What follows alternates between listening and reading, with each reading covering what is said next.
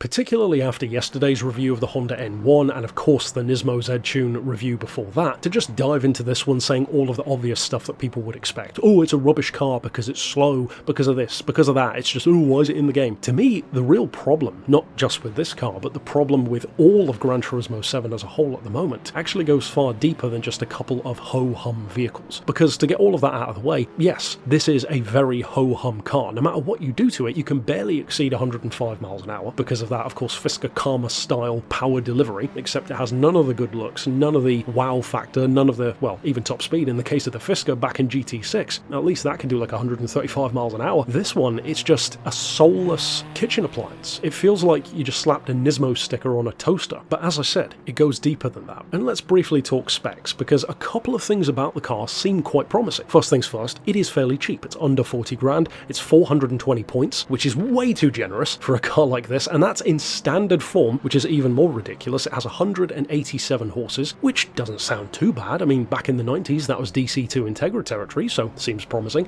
And the weight, although of course unremarkable at 1,624 kilos, can be dropped an awful lot, all the way down to about 1,200. In fact, funnily enough, once again, that's about a DC2 Integra kind of territory. So what you're telling me is, it's a 200 horsepower, 1,200 kilo, front-wheel drive, Japanese practical performance vehicle. So it's an Integra then, but it has none of the charm, none of the ability, none of the wow factor, and really none of the overall usability of something like an Integra. Where things get really interesting though, and this is the real couple of points that I want to make about not just the car itself, but the Toyota CHR, the Mazda, a number of these other weird choices of vehicle, is it really comes down to a couple of key theories that people have. There's the theory, of course, which you could call number 3, which is my own theory that Kaz just picks random, employees' cars out of the car park and adds them to the game, which, would be a cool idea, show some gratitude to the team and have your car in there. That would be cool if you worked there. Of course, I have no way of proving that, but it kind of does make sense. The two more popular theories are that number 1, we're kind of just getting all the dregs of what's going to end up being day 1 cars in the next game, and it certainly looks like they're just padding out the car list, if that is the case, to try and make the game seem bigger than it is. I certainly wouldn't put it past them. The second thing I think is a bit more insidious. In fact, you could say a lot more insidious, except it depends how you use it, and that is the manufacturer side. Many of these vehicles kind of come across like rolling advertisements for vehicles. The problem is, no matter which of these 3 theories it is, or something else entirely, none of them are really that good of an outcome. Putting my theory to one side for a second and just considering these 2 which I've just said. Number 1, let's say that all of these cars are just to pad out the next game. The problem is you're now stuffing all of this garbage, let's call it, these boring cars that you can barely do anything with. Literally the K cars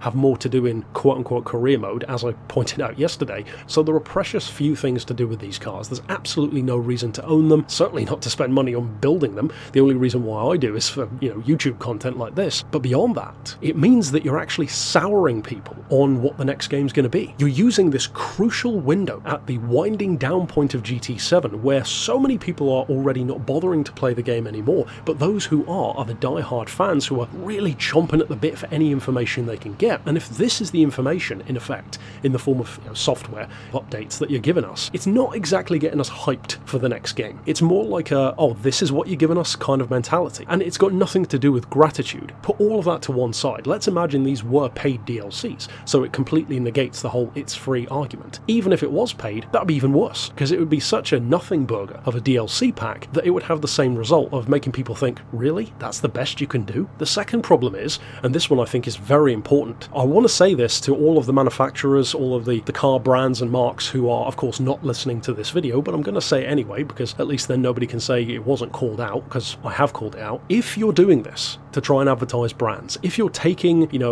whatever price to in effect use your game as the sponsorship banner on a Formula 1 car, to push the Qashqai for Nissan, push the CHR for Toyota, push whatever for whoever. One of the glaring examples of course is the Bulgari Vision GT with the tied-in watch. But let's say that those things were the case here. A paid advertisement, if you will, for the Nissan Qashqai to try and get the next generation to talk their parents into wanting one or whatever. That ain't going to work either, for 2 reasons. Number 1, if you drive down the road and see, oh look, there's another one of those cars that's in Gran Turismo. I drove out today and saw like 2 or 3 of these. You know what I didn't feel? Any kind of excitement. I certainly wasn't excited to see, oh, that Gran Turismo car. It didn't make me want to buy one. In fact, it made seeing the real-world Nissan Qashqai annoy me. So completely counter to what that could do, it actually makes you dislike, or at least for many of us, dislike seeing the real-world car. It turns the real car into a meme, the last thing you would ever want to actually own. Now compare compare that in very real terms to the vehicles which, as many of you know, I have specifically purchased in real life in the past because of games. The Evo 7 that I had was specifically because of Gran Turismo. The Daihatsu Rally was specifically because of Gran Turismo. My Touareg was specifically because of Test Drive Unlimited 2. Even the Lincoln Continental, Forza, so many cars that I've owned, still own, will own, are because of how much I love them in games. How many people do you really think are going to buy a Toyota CHR because they loved it in Gran Turismo? How many people are going to buy a Qashqai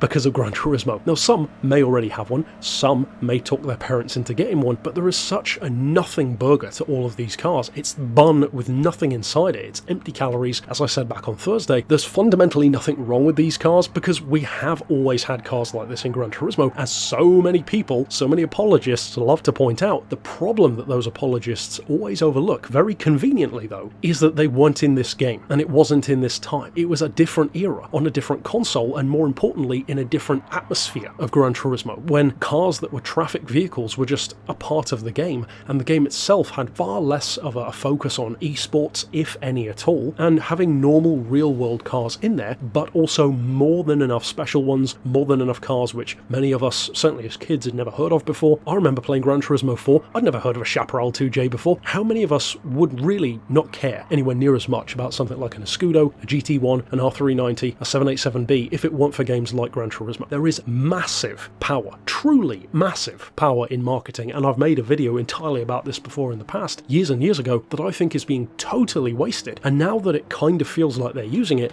it's in totally the wrong way. Now, I could be completely wrong, but the end result is Nissan needs to listen to stuff like this because people don't want to see your car in there. They're not happy to see it, and it makes them dislike you as a brand, it makes them dislike the car, it certainly doesn't make them want to buy one. It's ironically anti-marketing. And to top it all off, the car is garbage. It is a useless vehicle to the point where I'm racing it against just little cup cars and sub 200 horsepower builds that I've done in special projects, and it can't even keep up with the mini cup car that I built, which ain't exactly the most powerful thing in the world. This with 200 horses, 1200 kilos, none of it even matters, because if you can't exceed barely 100 miles an hour, well, what's it all for? It's just such a waste of time. This update feels, for the most part, like an entire waste of time for many players, and regardless of what the reason is, of how things are right now, going through the theories that I mentioned in this video, the outcome is unfortunately the same. If it's an ad for a brand, it makes us hate your car. If this is intending to pad out the cars for the next game, it's making us less interested in the next game. And it will make us see those cars in the next game and not think, oh look, there's more cars.